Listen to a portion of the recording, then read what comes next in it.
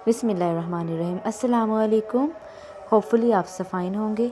और ये सुबह का टाइम था, मतलब सुबह मॉर्निंग में फ़जर की जब अज़ानें हो रही होती हैं, फ़जर से पहले फ़जर के बाद का टाइम मुझे इतना अच्छा लगता है, इतना सुहाना, मतलब इतनी ठंडी हवाएं आ रही होती हैं और अज़ानों की आवाज़ और परिंदों की आवाज़। तो मैं आज भी मैंने सुबह जब मैं वज़ू के लिए गई तो मैंने ना मतलब रिकॉर्ड कर लिया। तो बस फिर उसके बाद वज़ू किया, सहरी वगैरह करके तो अपनी फ़जर की नमाज़ अदा की। और बस यही होता है, फ़जर की नमाज़ अब जल्दी से अदा कर लें। अच्छा, अगर अब ना मतलब कि ऐसे ही हो गया है कि रात में ना सोने का टाइम होता है। पहले ऐसे था कि नहीं सब टाइम होता था, लेकिन अब है तो लेकिन बेहतर यही है कि आपको रात को सो जाना चाहिए। और यहाँ पे हम मिल के कुरान पाक का तर्जुमा तफ़सीर सीख रहे थे दोपहर के टाइम। और बस फिर और आप ज़रूर अपनी ये हैबिट बनाएं कि आप कुरान पाक का तर्जुमा तफ़सीर आप आपके घर वाले बैठ के सुने।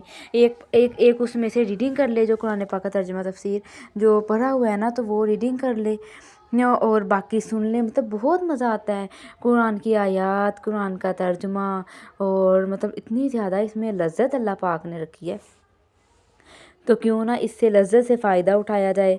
और ये तो कुरान रमज़ानुल मुबारक के दिन भी तो कुछ अय्याम मादूदात कुरान पाक में आता है, ये तो गिनती के चंद दिन हैं।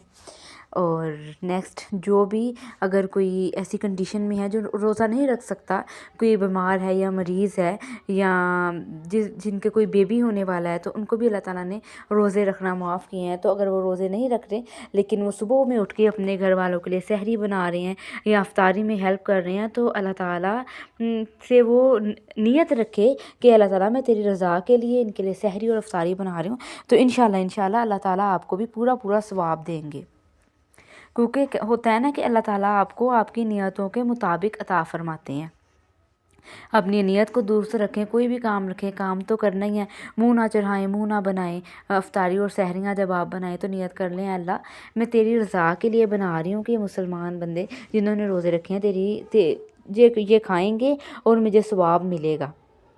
नेक्स्ट, अब जैसे ही नमाज़ का टाइम हो जाए तो आप ट्राई करें कि जल्दी से आप अपनी नमाज़ पढ़ लें, ठीक है। असर की नमाज़ सबसे पहले, क्योंकि जब असर की नमाज़ का टाइम हो जाता है वही टाइम हमारा अफ्तारी बनाने का होता है। तो सबसे पहले अपनी असर की नमाज़ पढ़ें, ठीक है। वैसे तो असर की नमाज़ अब तकरीबन गैस तो आ जाता है 3 बजे के बाद, तो तकरीबन 5 बजे तक आप अपनी असर की नमाज़ अदा कर लें।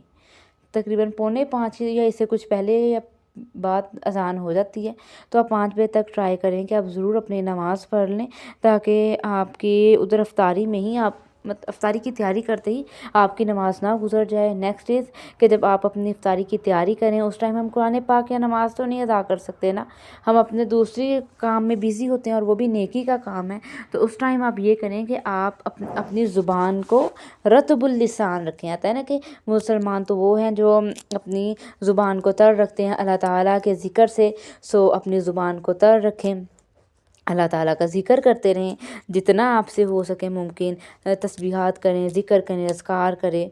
और या आप अपनी शॉपिंग के लिए जा रहे हैं, ठीक है। ग्रोसरी अगर आपकी अब माशाल्लाह 10 डेज़ हो जाएंगे, कल ग्रोसरी अगर आपकी ख़त्म हो गई है, तो आप अगर ग्रोसरी के लिए गए हैं तो आप तब भी अपनी ज़ुबान को तर रखें, क्योंकि रमज़ानुल मुबारक इतना बरकतों वाला महीना है। कहते हैं ना जैसे कि औरतों को पता चल जाए कि buy one get two free मिल रही है चीज़ें, तो वो सेल से ना उन औरतों को कोई भी नहीं रोक सकता। सो ये रमज़ानुल मुबारक भी अल्लाह ताला ने नेकियों की सेल लगाई है, इसमें बढ़ चढ़ के हिस्सा लें, जितनी आपसे मुमकिन हो सकता है हिस्सा लें इसमें इबादत करने का। अपना एक एक मिनट इसमें जो है आप गनीमत जानें, अल्लाह ताला की इबादत में जानें। और आपने देखा कि अल्लाह ताला रमज़ानुल मुबारक के महीने में हमारे दस्तरख़्वान कितने वसी कर देता है।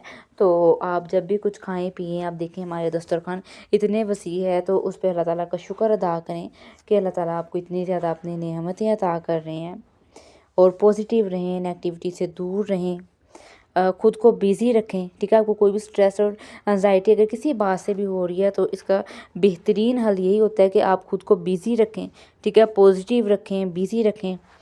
और अब माशाल्लाह 10 डेज़ तो हो जाने हैं रमज़ान मुबारक में, तो अब आप ट्राई करें कि आपने जितना फ्राइड आइटम्स खाना था अब सबसे रुक जाएं।